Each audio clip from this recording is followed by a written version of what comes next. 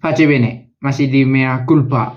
Saya harap para culprit masih hadir menonton di channel ini meskipun semakin jarang membuat video. Mudah-mudahan kita bisa buat lagi. Saya beri judul video ini, Orang Kaya Frankfurt Membantu Orang Miskin Untuk Makan. Mudah-mudahan tidak jauh keliru judulnya ini ya. Meskipun saya ragu apakah judul ini cukup mewakili apa yang mau saya ceritakan. Nah, di sini ada disebut dengan Cappucciner Treff atau Cappuccin Treff ya. Kalau di Italia mereka sebut itu dengan mensa. Satu tempat di mana orang-orang miskin, gelandangan bisa datang berkunjung untuk membeli makanan dengan harga 50 sen.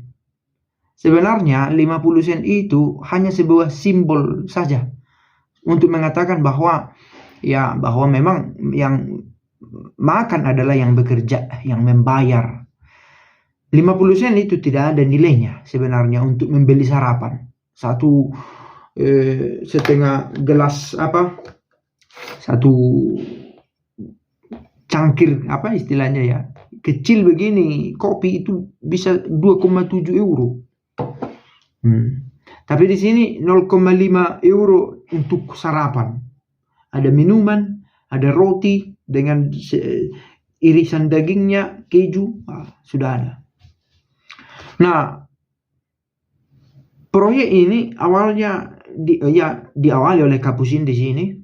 Pendirinya sudah meninggal, pendahulunya, dengan dana seadanya. Tetapi kemudian terpanggil orang-orang untuk memberi donasi. Ada yang sekali bayar, ada yang mingguan, ada yang bulanan, memberikan bantuannya untuk terlibat dalam pembiayaan makanan ini. Kalau harganya 50 sen, ya setengah euro, tentu tidak bisa mengcover pengeluaran itu. Tidak mungkin. Belum lagi ada volunteer yang diberi juga insentifnya, harus membeli makanan, memasak itu, merangkai itu, segala macam. Tidak mungkin cukup dengan 50 sen tadi, setengah euro. Dan karena itu ada orang yang membiayai, orang-orang yang berduit. Nah, berduit di sini apakah karena mereka kaya? Saya tidak yakin juga karena kaya. Tetapi karena berniat untuk membagi.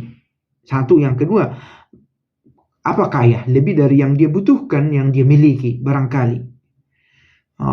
Maka ada yang bisa diberikan. Meskipun ada juga orang memberi dari kekurangannya. Kita tahu itu. Nah, orang-orang tua yang rentner, yang sudah pensiun, yang mendapat tunjangan di hari tuanya, mungkin tidak sanggup menghabiskan uang yang dimiliki, karena itu membagikannya juga lewat treff ini, meja untuk membagikan makanan ini. Nah, saya berpikir ini kehadiran gereja yang nyata, begitu ya. Memang tindakan macam ini juga dilakukan oleh organisasi-organisasi non-profit. Tetapi gereja kiranya masih dipercaya untuk menyalurkan harta orang yang berduit kepada yang tak berharta. Kan kadang bantuan ini salah alamat. Bukan salah alamat kepada siapa diberi, tetapi oleh siapa yang mengelola. Begitu ya. Dipotong. Nah, di sini gereja masih dipercaya untuk ke sana diberi duit. Gereja mendistribusikan rezeki itu dengan cara yang jujur dan efektif. Nah, saya pikir inilah salah satu apa yang bisa umat gereja lakukan. Gereja ini bukan hanya pastor saja melulu, saya pikir. Kalau kita bahas soal program gereja, umat terlibat, kita adalah umat dengan kapasitas dan karismanya, kan begitu ya.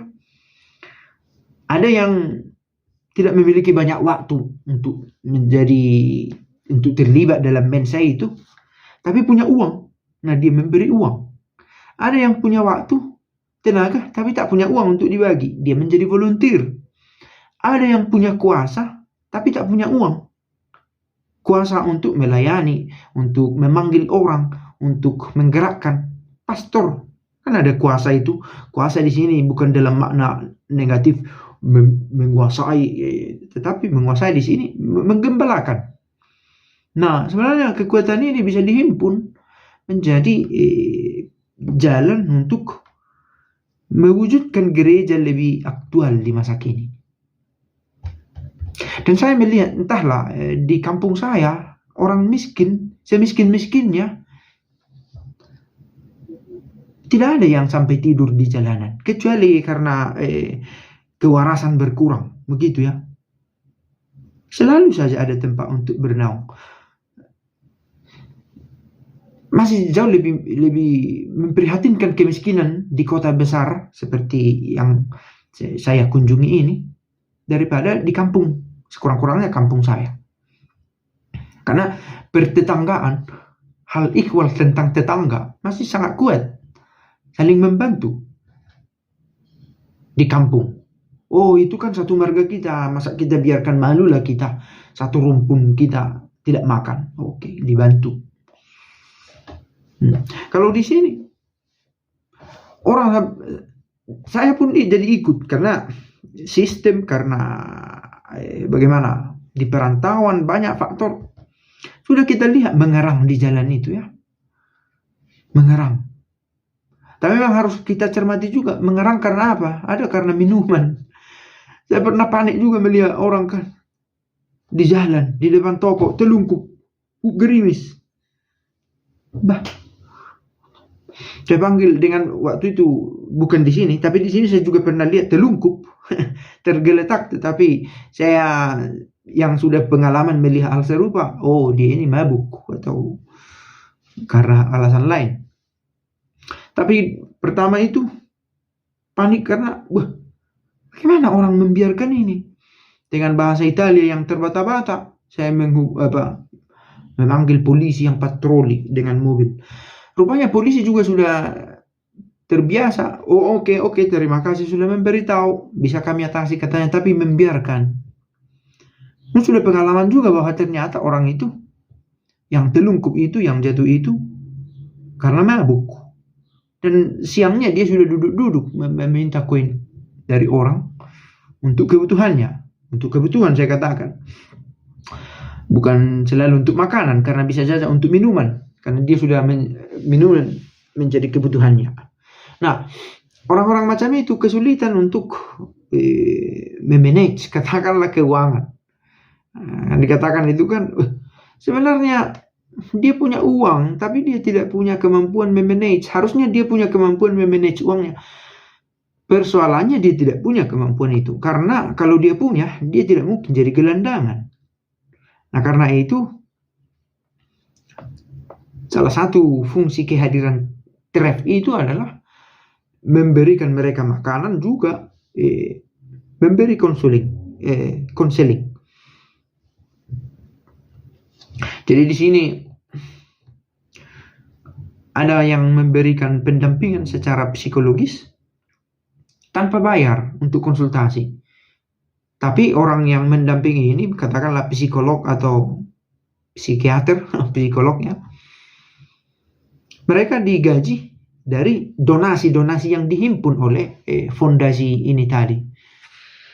Nah, saya pikir ini aplikatif juga. Banyak juga di Indonesia kita ini orang kaya Katolik. Meski tadi tidak saya katakan bahwa donatur untuk Capuchin TREF itu adalah Katolik semua, tidak juga. Tapi yang berduit. Nah, bagaimana menghimpun duit orang kaya ini untuk bisa dibuat membantu yang miskin? Nah, situasinya bisa diganti. Situasi konteksnya ya. Di sini memberi makan yang sebenarnya bisa dikritisi. Itu tidak preventif itu. Memberi makan tiap pagi. Kuratif itu. Kelaparan makan. Besok pagi kan kelaparan dia makan lagi. Nah, di tempat kita tidak terjadi barangkali kelaparan macam ini. Di kampung. di kota besar mungkin terjadi.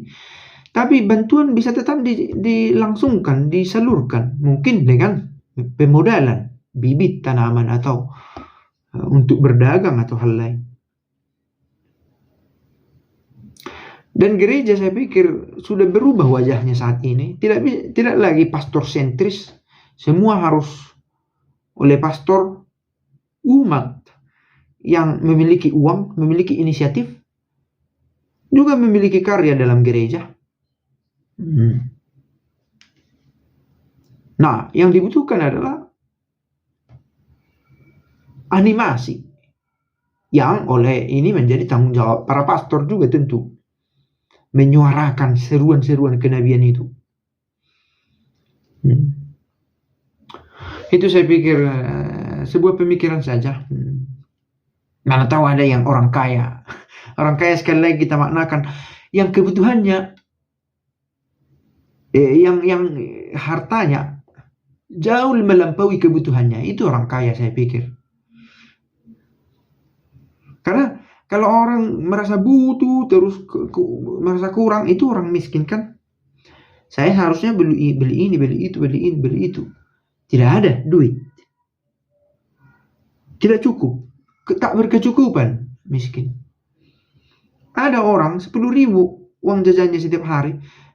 Hanya 1.000 dia belikan. Dan itu lebih dari cukup untuk dia. Kaya dia. Karena ada 9.000 yang menganggur duitnya. Oke, soal teori ini bisa diperdebatkan. Bisa saja berbeda konsep kita ya. Tetapi saya mau katakan ada orang yang uangnya bisa dipakai untuk membantu orang lain. Boleh saja dia belum mendapat motivasi untuk membantu atau tidak punya ruang yang kredibel untuk menyalurkan uangnya. Karena orang kadang tidak percaya kan. Untuk menyalurkan uang itu lewat jalur mana supaya yakin bahwa uang ini benar-benar sampai kepada yang membutuhkan. Nah itu dia. Hanya sekedar ide-ide yang terlintas di pikiran. Sehat-sehat para sul di mana berada, saling menyapa kalau memungkinkan dan saling mendoakan. Pace bene.